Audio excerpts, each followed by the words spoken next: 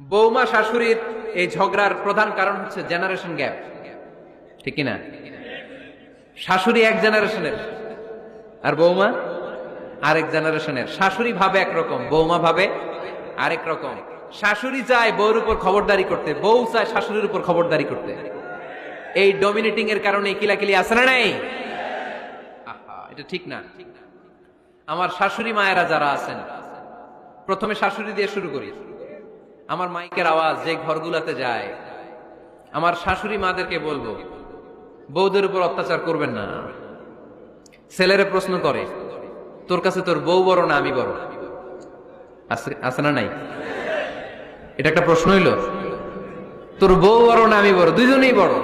তো এক ছেলে সুন্দর উত্তর দিছে, আমার কাছে ভালো লাগছে উত্তরটা শুনে। এক মা প্রশ্ন করছে, তোর এতদিন আমি লালন পালন করে বড় করলাম, জীবন